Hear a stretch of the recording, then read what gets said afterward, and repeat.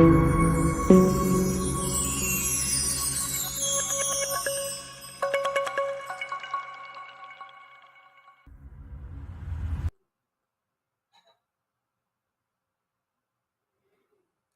very warm welcome to our Wednesday, April 13, 2022 program. This is Shimelis Gebremichael with UMD News Package for today. We invite you all to stay with the program, and for your feedbacks, please use our email address newstips2020umd@gmail.com.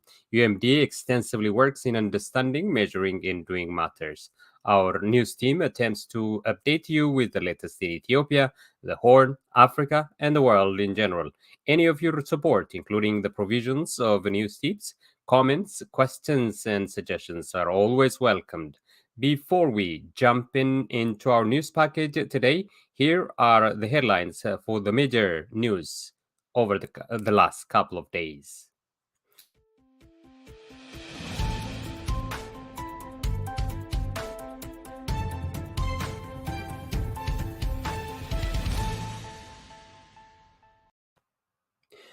Fears of worsening Ethiopia war amid Oromia fighting. Tensions are rising in different parts of the country. Tigray forces withdraw from neighboring Afar, which is believed to give an opportunity to aid delivery. Former U.S. ambassadors urge for implementing humanitarian ceasefire in Ethiopia. Two special envoys arrived in Addis Ababa to discuss on how to address the complex problem in Ethiopia. Eastern Africa facing one of its worst droughts in 40 years. The fact that IGAD reports this situation now has surprised many political analysts. Dear viewers and listeners, you will hear the essence of this story in more detail if you stay with us long.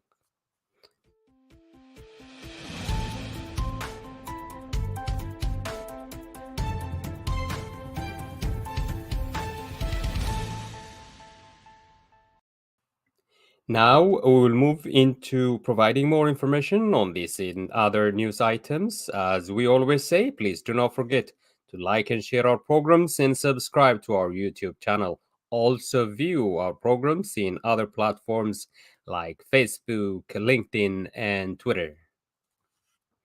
The first segment of our news package is News in Brief, and first up is Fears of Worsening Ethiopia War amid Oromia fighting is the story that we're looking first. Continued fighting in Ethiopia's most populous region, Oromia, between government forces and the rebel Oromo Liberation Army, or OLA, is raising concerns of worsening insecurity in the south.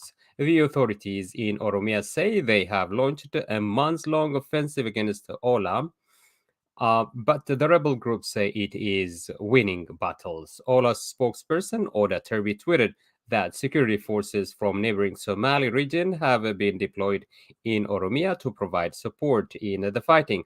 But speaking to the BBC, Abdi Adar Rashid, a senior Somali regional official, dismissed the allegation but said forces from his region could enter Oromia if they were invited. There are fears that an escalation in fighting in the south could deepen the political and humanitarian crisis that the country is facing. A humanitarian truce agreed between Tigrayan forces and the government last month was seen as an important step towards ending the civil war in the north. But the amount of assistance getting through to Tigray is not nearly enough to meet the needs in the region amid accusation that aid is being blocked. Conflicts have still continued in different parts of the country. The hostilities between the Amhara and Oromia forces has been high on the agenda this week as well.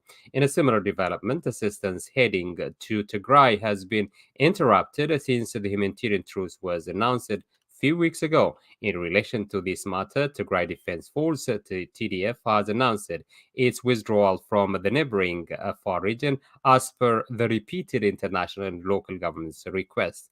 As part of the agreement, this is believed to smoothen the tension related to the truce and leave no excuse for aid convoys not to reach the people in need.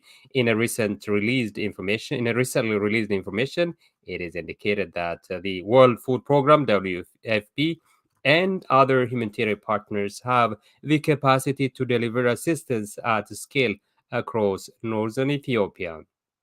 According to WFP and other humanitarian partners, convoys loaded with 2,600 metric tons of relief and nutritious food and fuel tankers are on standby. They said they will deliver the assistance to communities in Afar and Tigray as soon as they receive assurance for secure passage. Ethiopian Minister of Education apologizes for MPs. Ethiopian Minister of Education Berhanu Nega apologized members of the parliament. While presenting an 8 month performance report, the minister attacked the member of the House of People's Representatives, saying that I will present my report before you get a slip. The minister made the remark 2 minutes prior to finalizing a 40-minute report where the members demanded for an apology. Following the request, Berhanu said, I am extremely sorry. I just wanted to make fun. I would like to owe a big time apology to a member of the parliament who expressed a complaint on my comment. I will never make this kind of mistake again. In his report, the minister also expressed his deepest concern on the weakening of the quality of education in Ethiopia. He accordingly called upon all concerned bodies at all levels to relentlessly work in addressing the complex problems in the country. The ministry is nowadays becoming one of the inefficient institutions and sources of concerns among many citizens across the country. The recent fraud in the national exam and this week's concerns and the inappropriate responses to the rights of religious practices of Muslim students in the capital Addis Ababa are to mention but few of the areas of contentions. Critics are high.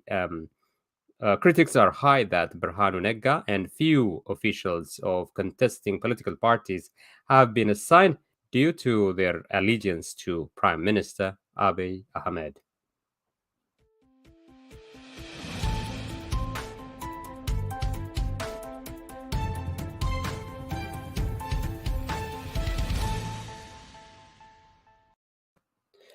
Former U.S. ambassadors urge for implementing humanitarian ceasefire in Ethiopia. Two U.S. special envoys arrived in Addis Ababa to discuss the complex situation in the country. Former United States ambassador urged all sides in Ethiopia to implement the humanitarian ceasefire and enter an ongoing process of dialogue to address the outstanding issues which contributed to the conflict. The ambassador said they are heartened by the humanitarian truce announced by the Ethiopian federal government and subsequently accepted by the Tigray Liberation Front. They also recognize the incredible human pain and suffering this conflict or this war has caused, while recognizing the intense emotional distress and hostilities, including ethnic hatred created by the war and accompanying atrocities. The ambassadors urge all sides to implement the humanitarian ceasefire and enter an ongoing process of dialogue to address the outstanding issues which contributed to the conflict. According to the ambassadors, if this opportunity is lost, there is no advantage to be gained by any of these moves, and the only result would be more death, destruction, and suffering. They also expressed their belief that all armed groups, including Eritrean armed forces, expeditiously return to their home territories. Meanwhile, a special envoy for the Horn of Africa, David Satterfield, and Deputy Special Envoy Peyton Nov are expected to arrive in Ethiopia. Actually, they have arrived in Ethiopia today for meetings with Ethiopian government officials, representatives of humanitarian organizations, and diplomatic partners. Their visit continues U.S. efforts towards ceasing hostilities, unhindered humanitarian access, transparent investigation into human rights abuses and violations by all actors, and a negotiated solution to the conflict in Ethiopia. David Satterfield, is also expected to leave his post after just few months on the job, leaving a big vacuum at a bad time. Further information regarding their visit and Special Envoy David Satterfield's resignation will come to you in our upcoming news package and other programs of UMD.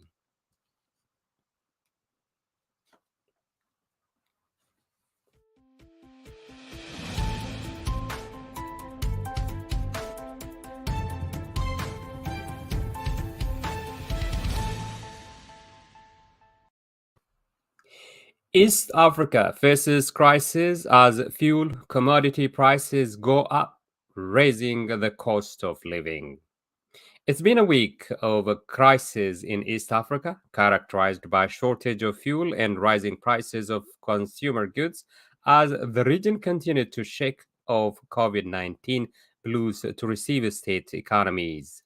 Many areas have recently experienced a biting fuel shortage, and where the commodity is available, the price has risen to prohibitive levels. The cost of living is rising. Inflation is at 6.29% in Kenya, 3.2% in Uganda, 4.2% in Rwanda, 3.8% in Tanzania, 13.3% in Burundi, 25% in South Sudan, and 5% in Democratic Republic Congo. In Uganda, where fuel supply has been disrupted since January, there are places where a liter of petrol costs $3. Kenya was hit by a shortage this past week, crippling public transport services. Traders claimed that the shortage had led to an increase in prices of fast moving goods. In Kenya, the fuel shortage was blamed on the failure of the government to pay oil markets their subsidy. Even after President Uhuru Kenyatta signed a supplementary budget for the payment of 34 billion Kenyan shilling, that is $298 million, to the Petroleum Development Levy Fund, that is PDLF, the shortage continued a count of dispute over the amount that the government owes the oil companies. Officials said it was 13 billion Kenyan shilling, that is $112 million, but the companies claim they are owed more than 20 billion Kenyan shilling, that is $173 million.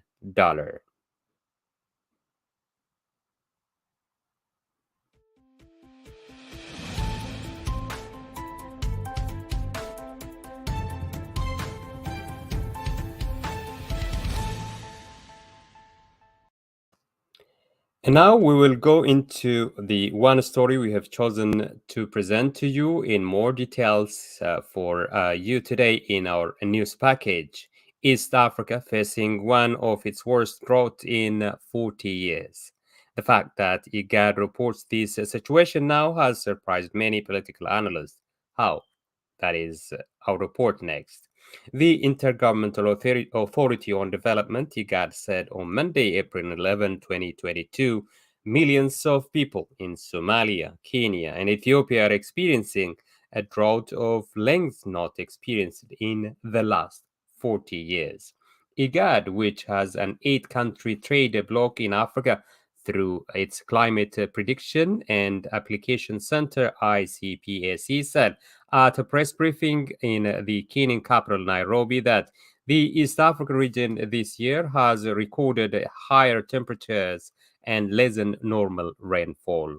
Warkana Gabeyo, IGAD's executive secretary, said the March, April, May rains are crucial for the region, and sadly, we are looking at not just 3, but potentially 4 consecutive failed seasons, he said. He added, this coupled with other stress factors such as conflicts in both our region and Europe, the impact of COVID-19 and macroeconomic challenge has led to acute level of food insecurity across the greater Horn of Africa. According to IGAD, over 29 million people are facing high-level food insecurity across the IGAD region. Cabello noted that already 15.5 million to 16 million people in East Africa are in need of immediate food assistance due to the drought. He said this is 6 to 6.5 million in Ethiopia, 3.5 million in Kenya, and 6 million in Somalia. In the southern central part of Somalia, the situation is catastrophic, with 81,000 people at risk of famine. The IGAD region includes government from the Horn of Africa, Nile Valley, and the African Great Lakes. The severe shortage of water and pasture are leading to smaller food production, significant losses in livestock and wildlife, and rise in resource based conflicts in the East African region. IGAD's early warning systems and indicators show the situation will worsen in the East African region in the coming months. For many, given the affiliation and the timing of the release of information, these figures and analysis are not predictions, but rather frustrations resulting from the poor administrations of regional and continental institutions like IGAD. Available sources reveal that, unlike IGAD's information, approximately 45 to 55 million people across East Africa need humanitarian food and nutrition assistance to prevent crisis since last year, and situation will be worsened in the coming months. Conflict, drought, and or food are exacerbated by concurrent economic challenge. These shocks continue to cause large scale displacement and crop and livestock production losses, restrict household access to income generating activities, disrupt market functioning, and constrain humanitarian access. With the international community not providing swift responses to the crisis in the region, including political solution, the population is in desperate need of humanitarian assistance, and it's increasing at an alarming rate.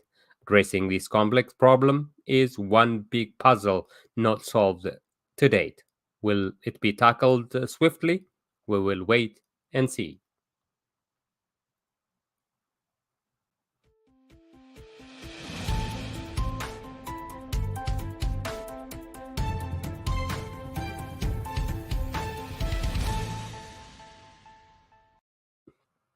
Well, with that, we come to the end of our program for today. This has been Shimelis Marissa Gebremichael here at UMD Media.